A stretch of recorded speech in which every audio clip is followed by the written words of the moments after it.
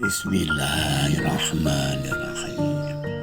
Assalamualaikum warahmatullahi wabarakatuh. Wahai anak-anakku, murid-muridku yang senantiasa dirahmati oleh Allah SWT. Marilah kita lanjutkan pelajaran kita, ngaji belajar murid. Kali ini kita membahas mengenai amal dan ilmu dan amal. Orang yang tidak pernah salah adalah orang yang tidak pernah belajar, tidak pernah mencoba. Permulaan pastilah selalu sulit. Siapa yang berani melangkah, dialah yang akan berhasil. Demikian antara lain kata-kata bijak yang sering kita dengar untuk memberikan dorongan pada kita untuk menjadi orang yang sukses, terutama yang terhubung dengan pentingnya belajar menjalani, belajar melakukan. Pepatah Jawa mengatakan, ilmu ketemu ning kanthi laku, mengetahui setelah menjalani. Tentu saja ungkapan seperti ini muncul karena pengalaman, karena kenyataan. Kita sering mendengar perdebatan antara seorang insinyur dengan tukang bangunan, antara orang yang ahli teori dengan orang-orang lapangan, antara seorang ahli kitab dan pelaku kehidupan yang nyata. Teori-teori tentang pentingnya atau manfaatnya kesabaran yang sering diterangkan oleh seorang penceramah atau seorang dai dibantah oleh orang yang menjalani hidup penuh dengan penderitaan, cobaan, atau ujian, terutama golongan orang-orang miskin, orang-orang bodoh, orang-orang cacat, dan yang hidup penuh dengan kekurangan. Namun tetap saja si penceramah menyalahkan orang-orang yang tidak bisa sabar, tanpa dia harus mengalami proses menuju sabar. Hal-hal yang seperti ini mudah kita jalani, mudah kita jumpai di mana saja, pada siapa saja, karena memang inilah kenyataannya. Lalu, bagaimana kita menyikapi hal-hal seperti ini? Apa hikmahnya? Apa hikmah yang bisa kita ambil? Pernahkah kita bertemu dengan seorang sarjana ekonomi, namun hidupnya tetap miskin? Adakah kita jumpai seorang sarjana agama, namun tidak pernah puasa Ramadan, jarang sholat, dan tidak pernah zakat? Adakah kita punya teman yang terkenal sakti, namun akhirnya tetap mati? Apa arti semua itu? Wahai murid-muridku, anak-anakku, bagi kita yang telah lama mencari dan menemukan pelajaran kehidupan, tentu telah memahami bahwa air lebih dulu ada dibanding dengan gelas, botol, galon.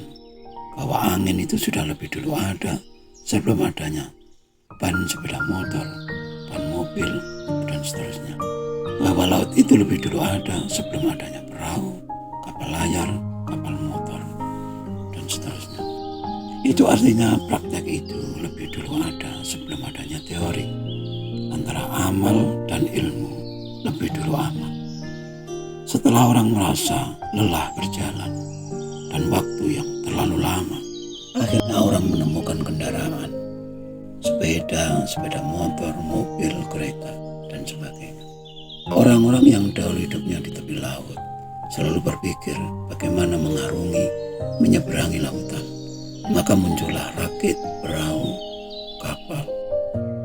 Pengalaman-pengalaman manusialah yang akhirnya melahirkan ilmu. Prakteklah yang melahirkan teori.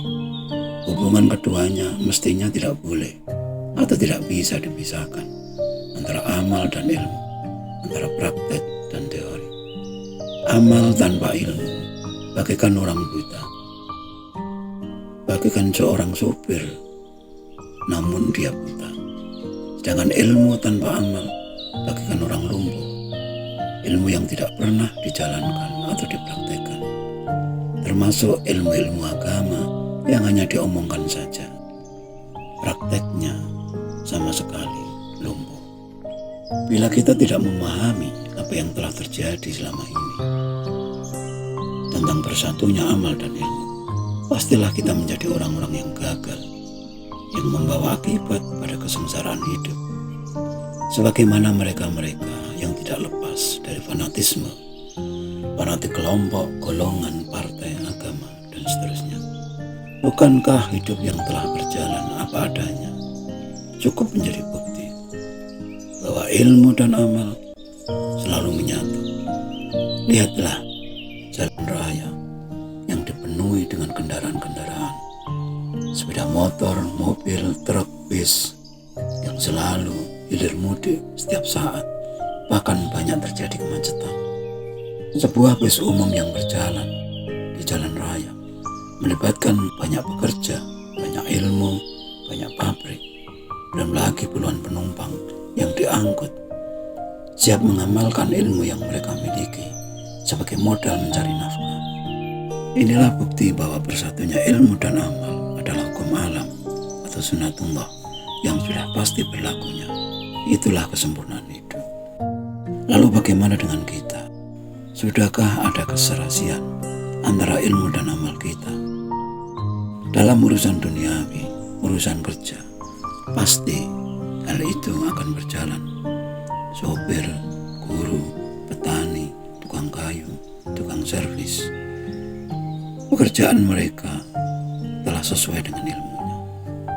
Namun, bagaimana dengan ilmu-ilmu agama, khususnya ilmu tauhid?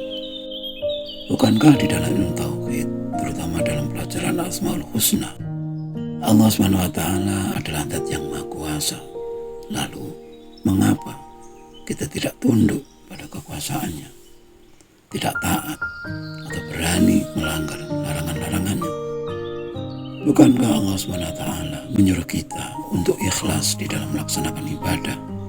Namun, mengapa masih saja selalu menanyakan pahala, upah, ganjaran, atau balasan dari ibadah kita? Bukankah hal ini membuktikan bahwa teori yang kita pelajari tidak sesuai dengan prakteknya, tidak sesuai dengan amalnya? Bukankah Tuhan memerintahkan kita untuk berbuat adil pada siapa saja? Namun, adilkah kita? Sudahkah kita berlaku tawadu, sopan, dan menghargai semua orang sebagaimana pesan rahmatan lil alamin?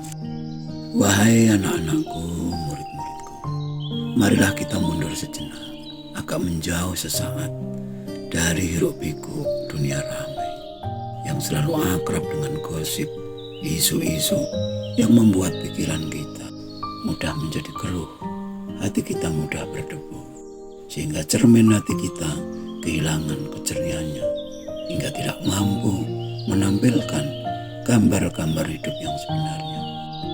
Hukum makrifat mengatakan, siapapun yang ingin dekat dengan Tuhan, maka dia akan dijauhi oleh manusia. Inilah sebabnya mengapa Rasulullah harus pulang pergi dari Gua Hira bertahun-tahun agar menemukan kesejatian hidup, nilai-nilai kehidupan yang sejati, yang hasilnya sekarang kita nikmati dan dinikmati oleh miliaran orang di muka bumi ini yang dikenal sebagai Islam atau agama Islam. Pedoman hidup manusia agar selamat di dunia hingga akhirat. Di sini bisa kita bayangkan, bila Rasul adalah sosok yang sukses memadukan antara ilmu dan amalnya. Ketika Rasul mengajarkan tentang keikhlasan, beliaulah orang yang pertama ikhlas. Ketika mengajarkan tentang perjuangan, beliaulah pejuang yang sebenarnya.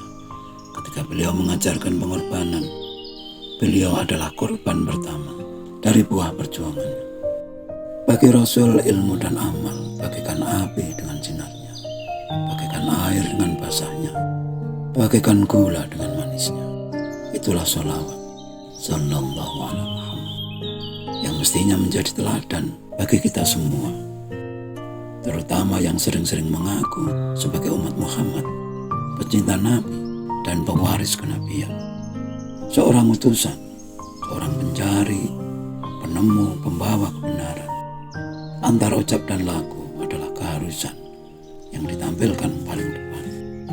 Keteladanan adalah modal dakwah yang paling utama dan pertama, yang menunjukkan kematangan syahadat kita atau selawat kita. Jangan sampai seperti yang kita lihat sekarang, sebagaimana sindiran-sindiran yang ada di dalam Al-Quran terhadap para ahli kitab. Yaquluna biafwahihim ma laisa fi qulubihim. Mereka mengatakan apa yang tidak ada dalam hati mereka. Nasihat-nasihat kosong yang hanya menjadi pemanis bibir saja. Mereka berusaha menipu Allah SWT dan orang-orang yang beriman. Padahal mereka hanya menipu diri mereka sendiri, namun tidak menyadari. Itulah gambaran bagi orang-orang yang menceraikan, yang memisahkan antara ilmu dan amal. Celakanya dari dunia hingga akhirat, dari lahir hingga batin. Naudzubillah min dzalik. Sekian dulu wajangan yang mohon maaf atas segala kekurangan. Semoga selalu bermanfaat dan marilah berdoa bersama. Ya Allah, mudahkanlah jalan pengabdian kami kepadamu. Amin, amin, amin ya rabbal alamin.